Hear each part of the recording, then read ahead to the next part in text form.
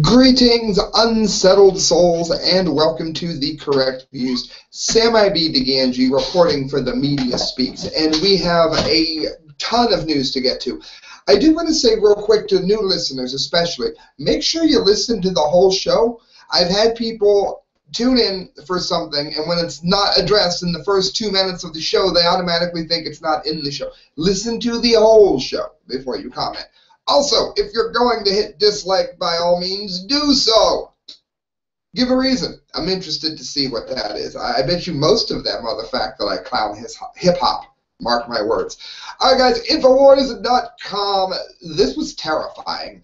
Zombie apocalypse. Ebola patients reportedly rise from the dead. And it's terrifying, not for the reason that you think. So just pay attention to this, because it's Alan Salazar here writing about something that's going to really be spooky for you, and not in the way that you think. How many of you have seen Serpent in the Rainbow, if you want a hint? As the incurable Ebola virus continues to tear through African nations, comparisons have been drawn between the disease's victims and the Walking Dead of horror movie lore. But a new revelation from one of the afflicted regions may add credence to the mythology. A new report from the Dawn, Liberia, reports that not one, but 2 Ebola patients from Nimba County who had died from the disease mysteriously came back to life, to residents' disbelief right before their funerals. The Ebola patients who died of the virus in separate communities in Nimba County have reportedly resurrected in the county. The victims, both females, believed to be in their late 60s and 40s respectively, died of the Ebola virus recently in Hope Village community and Catholic community in Nimba.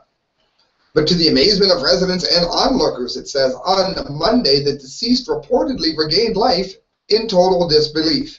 The New Dawn Limber County correspondent said the late Boris Coy of Hope Village community and the second victim, only identified as Makiba, said to be in her late 60s, were about to be taken for burial when they resurrected.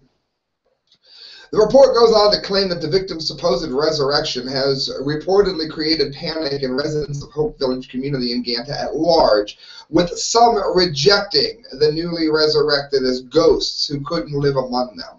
According to the New Dawn, this is the first known occurrence of Ebola zombieism. Now, for those of you that are like, oh, it's the zombie apocalypse, no, it's scarier than that. As one reader at the allafrican.com points out, the most reasonable explanation is that the victims likely had never actually died, but were probably still alive in comatose states. You don't see that a lot in this country because we embalm people and all of that. So when you see someone in a casket in an American funeral home, you can rest assured that they're dead. If the news is factual, it could give meaning to the federal and state and local preparedness drills and training exercises being carried out for zombie life forms created after an organism is infected by a virus or bacteria. And there's a link for that story. Here is what is terrifying about it, my friends. The macabre question has been asked at this point: how many other supposedly dead patients have been buried alive? Yes, there you go. That, my friends, is what's frightening. And you don't want to go conducting autopsies on people that died of Ebola. You want to get them buried. And they're telling people, wisely so, this is good advice, do this. If it ever makes it to any Ebola community, please do this. When someone dies, get rid of the body. I understand it. However, it does create a problem in making sure that they are dead. One solution would be once somebody has died of the disease and you are certain that they are, of low respiration, certain drugs will make sure they're dead. But then you run the risk of actually killing somebody who may have recovered, like these people did. So that's today's very frightening news. Many of you have tuned in for the Second Amendment news. We have a lot of it. This is from news.yahoo.com. U.S. Capitol votes to allow concealed firearms. This is a massive victory that you're not hearing about anywhere on the mainstream media. How could this be the case? Could you please tell me how this isn't a big case? Can you also say real loud and proud, Adam Korkish was right? Good job, Adam Korkish. God bless you. For those of you that don't know, he's the man that got arrested for this about a year ago, last 4th of July. City council members voted unanimously, but reluctantly Tuesday, to allow residents and visitors alike to carry concealed weapons in the street's capital. Notice reluctant to give somebody their God-given rights. The measure replaces Washington's long-standing ban on carrying firearms in public, with a federal judge in July declared unconstitutional. We really don't want to move forward with allowing more guns in the District of Columbia, said council member Muriel Bowser, a frontrunner in the city's mayoral election in November. But we all know we have to be compliant to what the courts say, she was quoted by the Washington Post newspaper. So you automatically know if you're in that district that you don't want to vote for her because she's not really on your side. Strict regulation remains in place, however, until July, when the U.S. District Court judge ruled that a prohibition on carrying guns in public has violated the U.S. Constitution. That is remarkable news. Tough gun laws are credited in part with helping to bring down Washington's once notorious homicide rate. Yeah, what it did was it armed the criminals. That is all it did. In every instance where you legalize guns, the gun murder rate goes down. This is mathematical fact. You can find it in every possible study. It's also, of course, illegal to carry them in schools and hospitals where, criminals go now to shoot people because they know that they're unarmed. 10th Amendment Center.com, Second Amendment, original meaning and purpose. I'm going to read this because I think it needs to be heard. It's really not that long, but it's very, very wise. I'm probably not going to read the whole thing, but you'll get it. When the Constitution was signed on September 17th of 1789, I think that's when Ruth Bader Ginsburg was born, Federalists claimed the new government would only have limited powers expressly delegated to it. This wasn't enough for anti-federalists like George Mason, who wanted explicit guarantees to certain rights in order to prevent any political encroachment by the federal government. No, but I thought the Second Amendment was for hunting. One of them was the right to keep and bear arms. Mason wrote, a well-regulated militia composed of the body of the people, trained to arms, is the proper and natural and safe defense of a free state. The Founding Fathers, having just broken away from Great Britain, understood that the new federal government that they were ratifying might one day become just as tyrannical. If it had the authority to control citizens' access to firearms, then it could disarm them. This is exactly what Hitler did in the 40s, 30s. It's what Stalin did in Russia. And it's what the Founding Fathers were worried was going to happen to us when we left England. The Second Amendment was specifically included in the Bill of Rights to prevent this from happening. 2 centuries later, and that would be today, my dear Usher fans, we are in an ideological struggle with gun control advocates attempting to alter the meaning of the Second Amendment in order to allow the federal restrictions on a right to bear arms. Again, as quoted as God-given. Not surprisingly, they completely ignore what the ratifiers of the Constitution and the Second Amendment had to say because all pertinent historical documents contradicted them. In other words, they don't want you to know what I'm about to read to you. For example, when the founders wrote a well-regulated militia, they meant militias needed to be well-regulated through training and drilling in order to be effective in combat. This would only happen if citizens had unrestricted access to firearms. James Madison, who was the father of the Constitution, said in 1789 that a well-regulated militia composed of the body of the people, trained to arms, is the best and most natural defense of a free country. For example, of a well-regulated militia, under Mason's definitions, were the Minutemen at Concord and Lexington, who had drilled on fields in preparation of war. In other words, they were meant to be against any possible standing army, as well as encroachment from elected officials. As the meaning of the word militia has nothing to do with the National Guard, there is already a clause in the Constitution that specifically authorizes arming the National Guard. So what is a militia as defined by the founders? Mason said they were the whole people except for a few public officials. The average Joe. In fact, there was a universal acceptance among both Federalists and Anti-Federalists as to the importance of the right to bear arms. Alexander Hamilton wrote in the Federalist 28 that if the representatives of the people betray their constituents, there then is no recourse left but to the exertion of the original right to self-defense, a right which was declared to be paramount. And then there is the shall not be infringed. There is no exception. Zachariah Johnson, it says, a delegate of the Virginia Ratifying Convention, summed up the meaning of the Second Amendment when he declared that the people are not to be disarmed of their weapons. They are left in full possession of them. Not some, not most. Full possession. The founders made this very clear. Now, you can see why I read that. I'm not going to spend all day reading the computer screen, but that was well worded and well said and concise. Friends, Kit Daniels, PrisonPlanet.com. Facebook bans gun owners, allows kitten torture video. This was going to be nominated for the Dunce Cap of the Month award, but I've got too many dumdies to get to for the show, so I didn't include it. It didn't even make the dumdy of the day, but it did fit into the Second Amendment thing that I was doing. And there's a bigger point here. Facebook is saying that the burning of a kitten, which is, how sick can you be? The burning of a kitten is better than someone's right to bear arms and defend themselves. That's what they are saying. Facebook has no problem with a kitten torture video on its site, but when Facebook users talk about guns, the social media giant will censor them with zeal. I have put this on Zuckerberg's page. Anybody watching this, feel free to put this on his page. I have no problem with it at all. Recently, a video was posted on Facebook showing two men lighting a helpless kitten in a bucket on fire. But after multiple users flagged the video, Facebook told them that it doesn't violate our community standards. No, not at all. It's the kind of story that my mom couldn't even sit through without crying.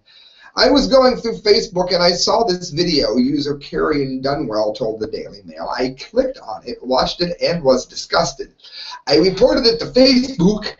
It took 5 or 6 hours for them to get back to me, and they said that it was perfectly fine to have it there. However, when users attempt to talk about guns or post pictures of firearms, Facebook hits them with community standard violations. A few years ago, gun rights activist Gary Emery was banned from Facebook, and there's a link proving it, after sharing an article explaining in ways in which Connecticut's gun ban is worse than Hitler's gun ban. And it was, and I stand by it, and you may put me saying that on Facebook. His post, which also included an image stating that gun control helped make the Holocaust possible, doesn't follow Facebook community standards. Well, you know what? Hitler took the guns away from the Jews couldn't shoot back, and the Jews got killed. So you can put me on Facebook saying that, too. You're temporarily blocked from posting, Facebook told Emery. This temporary block will last 30 days, and you won't be able to post on Facebook until it's finished. You've repeatedly posted things that aren't allowed on Facebook, read the community standards, and learned what kinds of posts aren't allowed. Similarly, last year, Facebook deactivated the page of a Pennsylvania gun store without warning, another link, after the store owners announced his intent to raffle off an AR-15, a perfectly legal thing to do with a weapon. Our guidelines prohibit that, it says, but no. You can't, and there's other examples here. You can't do something like that on Facebook. No, but you can show a cat getting burnt to death. And again, I'm not for banning either one. If you're sick enough to watch that, then go right ahead. But I hope other people know what you watched, if you liked it or something twisted like that, so that people can stay away from you too, you nutcase. So Facebook doesn't have a problem with viewing videos showing views of a kitten mewing in agony while in flames, but sharing an image of a Remington 700 on a Harris tripod could get them banned. It happened in March. There's a link for that as well. It says the hypocrisy of a microcosm of gun control. Despite what anti-gun advocates suggest, gun control is not meant to stop violence, but rather it is meant to restrict rights. Friends, I got one more story on the gun issue here. How many of you know that Bloomberg, the former mayor idiot of New York City, the one who thought that it is, as a matter of fact, perfectly okay to racially profile somebody or just do stop and frisks of anybody walking down the street? That's what he was in favor of. He also limits gun ownership rights in every way that he can. He's tried to limit your fast food. He doesn't want you to be able to carry a big Mountain Dew. Again, I think Mountain Dew is poison. I drink it very rarely. Should you be allowed to be stupid? Yes, drink it if you want. It's none of the government's business. Well, this man who has gone after our rights, are you ready for this? Mikhail Phelan, Prison Planet. Bloomberg receives French award for supporting the ideals of liberty. That's like saying that Hitler supported gun rights. This doesn't make any sense. Former New York City Mayor Michael Bloomberg traveled to France this week to receive the country's top civilian honor. This is the dumbest thing I've heard since Obama getting the Nobel Peace Prize. The Légion d'honneur, an award that embodies the ideals of liberty, was given to Bloomberg by Foreign Minister Laurent Fabius Tuesday on the Croix d'Orsay. Many thanks at Laurent Fabius of the French Legion of Honor, which embodies the ideals of liberty and nation share. There's a picture from Bloomberg. He posted it on Twitter. The former mayor took to social media to thank Fabius, who also tweeted his excitement in giving Bloomberg the insignia of commander. Well, that's just great. Yeah, standing up for liberties. Bloomberg joined several other high-profile recipients, including Arnold Schwarzenegger, Get Down, Alan Greenspan, and U2's Bono. The trip was also used by Bloomberg to push for government solutions on climate change. Oh, well, that's just great. Yeah, climate change doesn't hurt us any. This happened, it says, only days after satellite images revealed that the Arctic ice cover to be at record high levels. But let's see what some of Bloomberg's done here. Bloomberg is a staunch opponent of anti-Second Amendment, that is eliminating your right to carry guns. But he has countless bodyguards who are armed to the teeth. What else does he do? He wants to ban large sodas. We covered that. It says in the last article that Mr. Phelan wrote, the former mayor even pushed Governor Andrew Cuomo to not approve a bill legalizing holiday sparklers. According to Bloomberg, sparklers on the 4th of July would undoubtedly benefit terrorists seeking to harm innocent lives. We've talked about this to stop and frisk, all the things this guy does. And somehow we're supposed to believe that he gets an award in France for liberty. I am telling you, if there is a God, when I get to heaven, I'm not stopping to be interviewed, Bloomberg said. I'm heading straight in. I have earned my place in heaven. It's not even close. Yeah, Mr. Bloomberg. Yeah. Friends, you're listening to The Correct Views. There's still 2 stories left. Don't go anywhere. I got the Dumdy of the day coming. Don't go anywhere. You're going to want to hear it. It's a big Dumdy.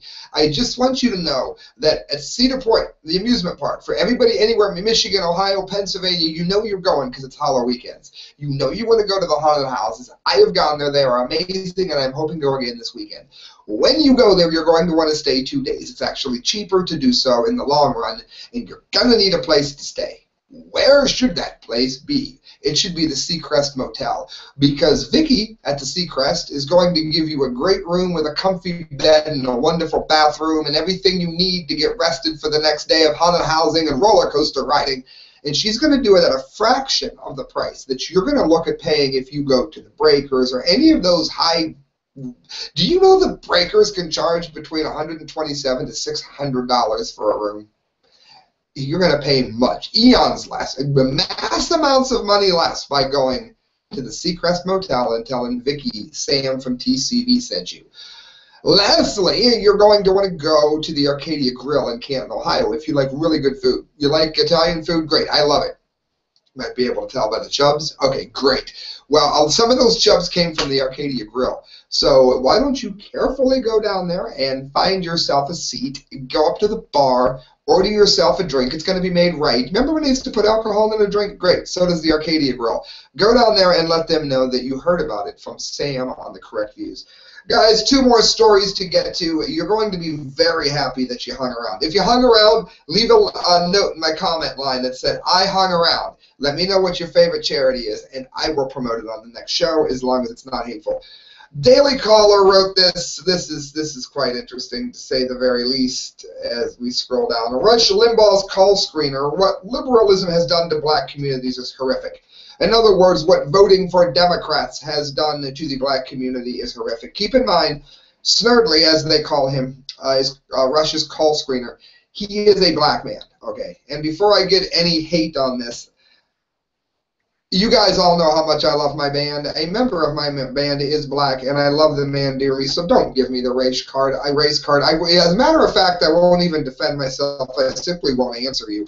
James Golden considers his 26 years working with Rush Limbaugh to be the greatest professional blessing he could ever imagine. You know, everybody says that Rush is so racist and so prejudiced. Well, Rush met him. They had a talk, and Rush gave him one of the best jobs in radio history in terms of behind-the-scenes jobs. How's that for a racist man? And again, I'm not here to stick up for Rush Limbaugh. He is way more culturally conservative than I am. He did nothing to help Ron Paul or Gary Johnson, who I supported. So I have a lot of issues with Rush, but this needed to be read. For the first half of the interview, Snerdy waxed passionate about race in America and how America's first black president has only harmed race relations in this country. And it's true. We didn't have this problem when I was growing up. Recalling when strong 2-parent families were the norm for blacks. Yeah, it was. There used to be a time when African-American families were far stronger than white families. That's a matter of historical record. It says, when hard work and merit allowed blacks to rise in society, and when homicide wasn't the major cause of death for young black males. Did you hear that? Homicide is now the leading cause of death for young black people. Goldman said with genuine regret, isn't it a shame that for most black people, the good old days were the days when things were segregated legally in this country? Yes, that is very sad. He concludes, what liberalism has done to black communities is horrific. Touching on the horrors of the Philadelphia black abortionist Kenneth Gosnell and the depravity in black music, I want to pause there for a second. I am not saying that we need to go to the days of the PMRC censoring music. I was against that at 14, and I'm against it now. The problem is, you can take an African-American artist like The Heavy, the drummer for the band Suffocation. I'm covering many genres here. What's his name? The singer of Kill Switch Engage. Any African American that isn't dropping N-bombs here and there and isn't talking about shoddy and booty, they can't get any radio play. They are held down, and idiots are elevated. Why do we have people like Drake on our radio stations? Because if you sign somebody with no talent, if he ODs or something, it is very, very easy to replace somebody with no talent with somebody else with no talent. If you sign someone like Led Zeppelin and your proverbial Jimmy Page dies, then you're screwed. They learned that lesson a long time ago. And it says, Golden said that they are the results of black people wanting to follow the ride down. They don't care about values. Al Sharpton and his bunch should be ashamed of themselves, he said, as they have let the issue of black life denigrate into a politically opportunistic issue. In other words, give it to me free. His answer? Black people need to value their own lives and quit expecting political hustlers to solve their problems. That is true. The official Obama criticizer said to listeners who are black, there are no Republicans in your neighborhoods. The problem is the people in your neighborhood. Obama's not coming to help you in your neighborhood unless you live in Martha's Vineyard or a golf course. In other words, Obama is hurting you, not helping you. Last thing I want to get to, guys, the Dundee of the day. Janet Yellen, to America's poor. What does our leader of the Fed say to America's poor? It is important to get rich. No shiznit. Remember when over the weekend we reported that America's poor have never been deeper in debt? following how this tragic development took place over the past few years, accelerating almost exponentially into the new norm. And in its proper context, using one of our favorite charts, and it shows how awful it is, showing that while the rich hold assets, the poor are merely drowning in debt. So why do I report on this? Am I poor? No. Was I for most of my adult life? Yes. Well, Janet Yellen has a message for America's poor. Keep in mind, I'm a DJ. I could be poor again tomorrow. The day after tomorrow's much-anticipated FOMC meeting, which will surely make the richest 1% in the nation even richer, Fed chairman will address everyone else as follows. The importance of asset building for low and middle-class households. Not surprisingly, everyone else, namely America's low and middle-class households, aren't even worth a live appearance, hence a pre-recorded video. But the punchline is the actual message, in which Janet Yellen tells those mired in debt to build more assets.